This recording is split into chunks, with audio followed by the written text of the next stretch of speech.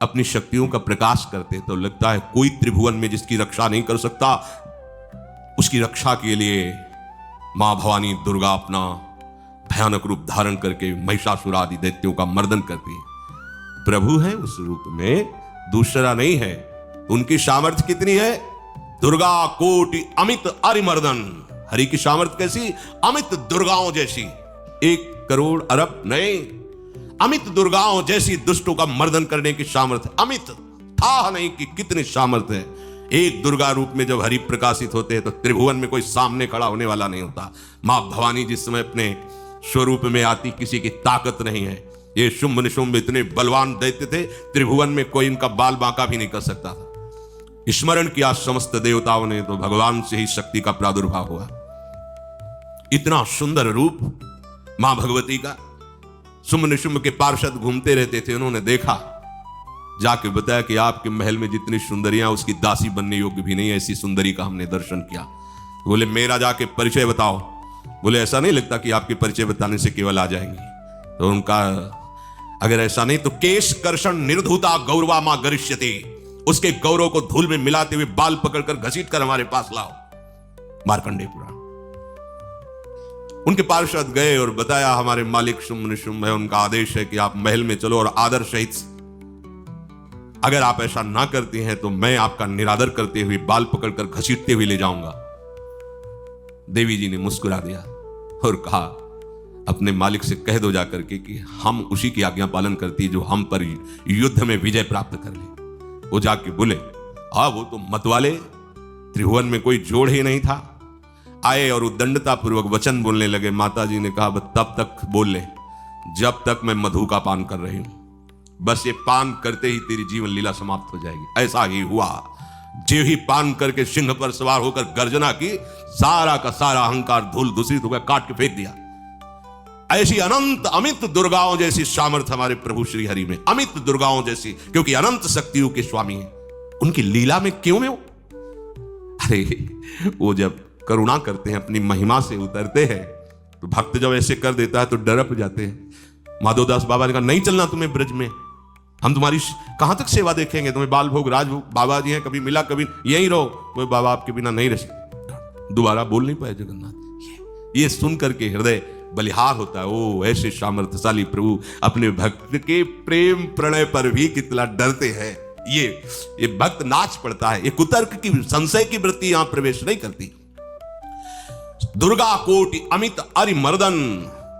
अमित गिनती नहीं ऐसी अनंत दुर्गाओं जैसी शक्ति हमारे प्रभु में विराजमान है। शक्र कोटि सत सरिष विलासा।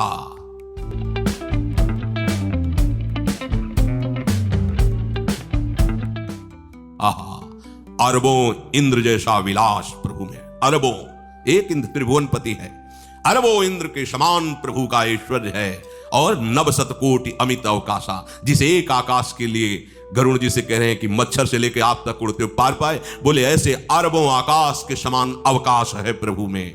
मरुत कोटि सत विपुल बल, रवि सत कोटि प्रकाश, शशि सत कोटि सुशीतल, समन सकल भव त्रास। अरबों अरबों पवन के समान महान बल है। अगर त्रिभुवन में कोई बल है तो पवन में बल है, वायु बल। बड़े बलवान देव, बल में इनके समान कोई नहीं। इन्हीं के अंश से प्रकट होते पवन पुत्र हनुमान, और इन्हीं के अंश से प्रकट होते पवन पुत्र भीम। बेजोड़ बलशाली महात्मा, दोनों महात्मा बेजोड़ बलशाली। जेहगिर चरण दे हनुमंता, चले उसगा पाताल तुरंता। जिमि अमोघ रघुपति कर बाना, ये ही भांति चले हनु। किलकार दे तो राक्षसियों के गर्भ गिर जाते थे। ऐसे महान बली हनुमान जी। और भीम का क्या कहना है? जब ये देव पुष्प उड़ करके आया और द्रौपदी जी को दिया गया, तो द्रौपदी जी ने कहा इसका जोड़ होना चाहिए इस पुष्प का। सबसे कहा पर किसी ने नहीं सुना। भीम ने कहा कहीं भी मिलेगा मैं इससे लाएंगे।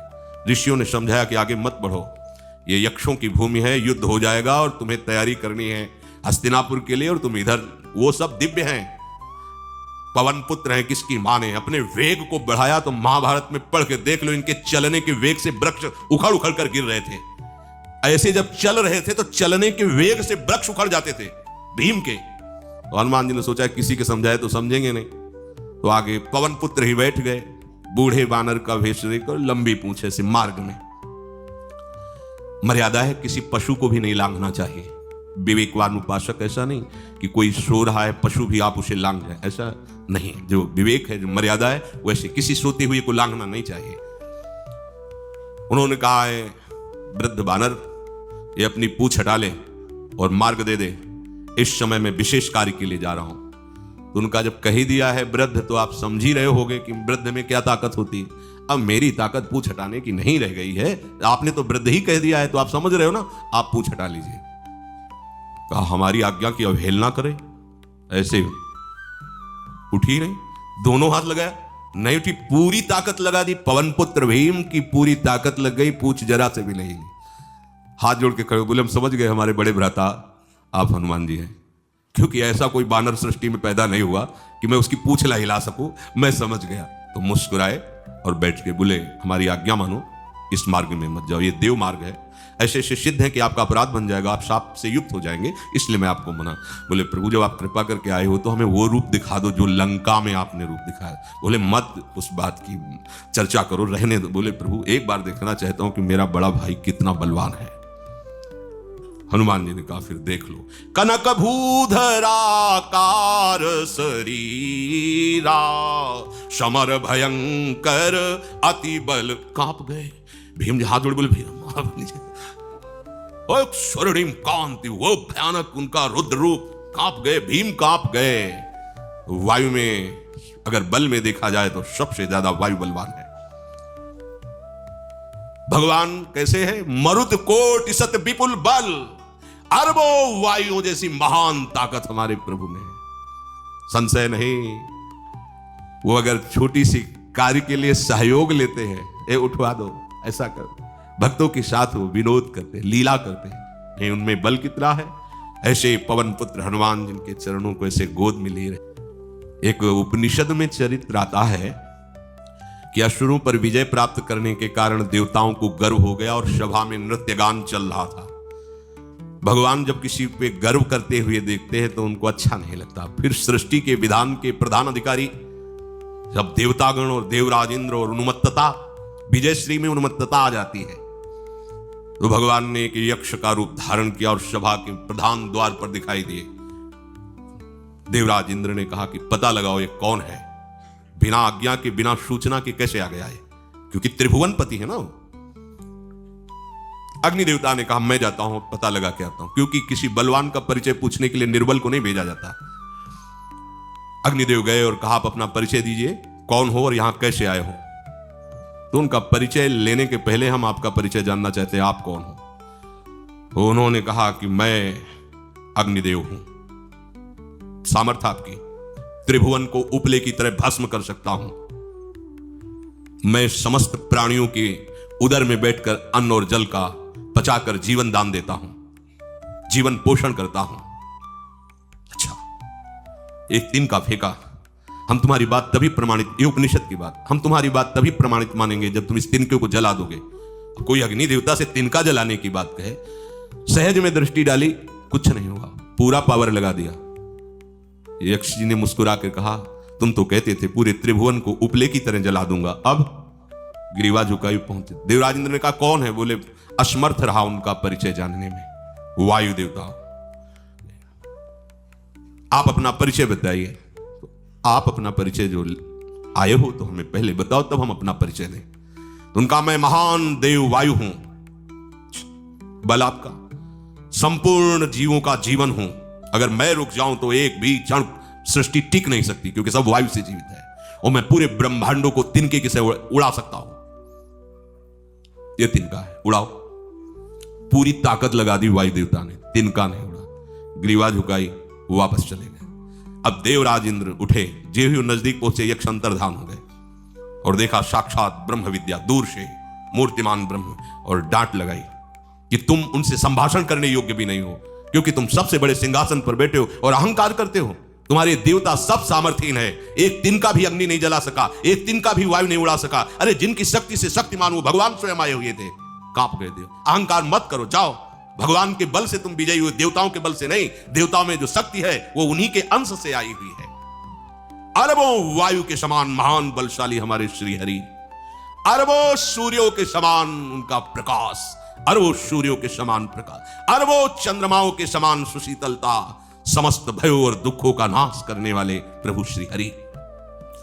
काल कोटि सत सरिस अति, दुस्तर दुर्ग दुरंत, धूम केतु सत कोटिशम, दुराधरस भगवंत।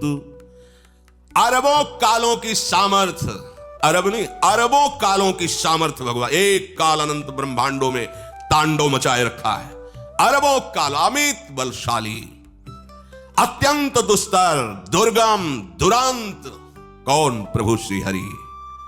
अरबों धूमकेतुओं के समान अत्यंत प्रबल सामर्थ्यशाली, प्रभु अगाध सत कोटि पताला, शमन कोटि सत सरिस कराला, तीरथ अमित कोटि सम पावन, नाम अखिल अघ पूग नशावन। कितने अथाह हैं प्रभु, बोले अरबों पाताल से भी बढ़कर, अरबों पाताल से भी बढ़कर गहरे हैं, कोई था नहीं पा सकता। कितने भयानक हैं, अरबों यमराजों से भी ज्यादा भयानक प्रभु श्री हरि हैं। अनंत कोटि तीर्थों को भी पावन करने वाले परम पवित्र जिनके श्री चरण है वो तीर्थपाद श्री हरि हैं। अनंत तीर्थों की उनका नाम ही संपूर्ण विश्व के पाप समूहों का नाश करने में समर्थ है। हिमगिरि कोटि अचल रघुवीरा, सिंधु कोटि सत समगंभीरा, कामधेनु सम कोटि। आहा, देखो अब किसके सामने तुम्हें हाथ पसारने की जरूरत, समझो। अगर अपने प्रभु को जान जाओगे, समझ जाओगे, तो फिर कहीं इधर उधर झांकने की जरूरत नहीं, किसी के सहयोग की जरूरत नहीं। कैसे प्रभु? ऐसे वो स्थिर हैं कि जैसे तूफान चल रहा और हिमालय का आश्रय ले लो तो डरने की जरूरत नहीं, कोई भी तूफान हिमालय को उखाड़ नहीं सकता।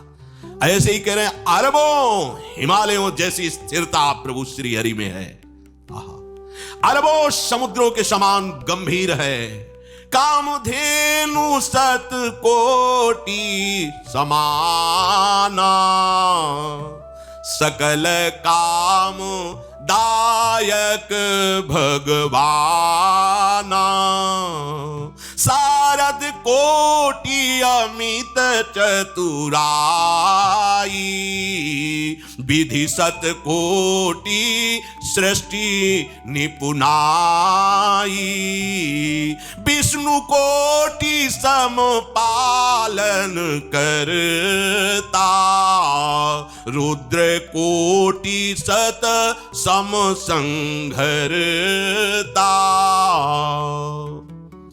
अरबों कामधेनुओं के समान प्रभु श्री हरि है। एक कामधेनु मिल जाए तो निहाल हो जाए, है हमारे श्री हरि कैसे? अरबों कामधेनुओं के समान है। इच्छित कामनाओं की पूर्ति कर दे उसे कामधेनु कहते हैं। प्रभु में कितनी चतुरता है, अनंत कोटि सरस्वतियों की एक सरस्वती ब्रह्मांडों का संचालन करती है, बुद्धि के अधिष्ठात्र देवी हैं। यहां क्या हमारे श्री हरि अनंत कोटि सरस्वतियों की चतुराई समाई हुई है। अरबों ब्रह्माओं के समान सृष्टि रचने में समर्थ। एक ब्रह्मा प्रकट कर दिया, एक वैभव प्रकट हो गया। अरबों ब्रह्माओं जैसी सामर्थ सृष्टि रचना की प्रभु में है। आहा, और अरबों विष्णुओं के समान पालन करने की सामर्थ्य प्रभु में है। अरबों शंकर के समान संहार करने की सामर्थ्य प्रभु में है। धनद कोटि सत समधन वाना, माया कोटि प्रपंच निधाना, भार धरन सत भगत कोटि अहिसा, निरवधि निरूपम प्रभु जगदीसा। अरबों कुबेरों के समान धनवान है, अरबों मायाओं के समान सृष्टि करने में सामर्थ्यशाली है, अरबों शेष भगवान के समान अनंत भार उठाने में समर्थ है। जगदीश्वर प्रभु श्री हरि की कोई उपमा कोई सीमा नहीं है, ये उपमा रहित और सीमा रहित है। निरुपम न उपमा आन राम समान, राम निगम कहे जिम कोटि सत खद्योत समु, रवि कहत अति लघुताल है। यही भांति निज निज मति विलास, मुनीस हरि बखा नहीं। प्रभु भाव गाहक अति कृपालु, सप्रेम सुनि सुख मानहि। प्रभु भाव गाहक अति कृपालु, सप्रेम सुनि सुख मानहि। प्रभु श्री हरि उपमा रहित है, उनकी कोई अनंत ब्रह्मांडों में किसी से उपमा नहीं दी जा सकती। प्रभु के समान केवल प्रभु है, ऐसा वेद कहते हैं। अरबों जुगुनियों के समान यदि सूर्य को कहा जाए तो सूर्य का अपमान होता है, सम्मान नहीं। ऐसे ही जो अभी तक वर्णन किया गया उसको समझो। अरबों जुगनुओं के समान यदि सूर्य को कहा जाए तो सूर्य की प्रशंसा नहीं, एक तरह से अवहेलना है। आहा, इसी प्रकार अपनी बुद्धि के विकास के अनुसार मुनीश्वर, अपनी बुद्धि के विकास और प्रकाश के अनुसार मुनीश्वर प्रभु का वर्णन करते हैं। गुण महिमा नाम बल पर था कोई नहीं पाओ, आज तक कोई था नहीं। ऐसे प्रभु की लीला में कोई कुतर्क कोई संशय अब वो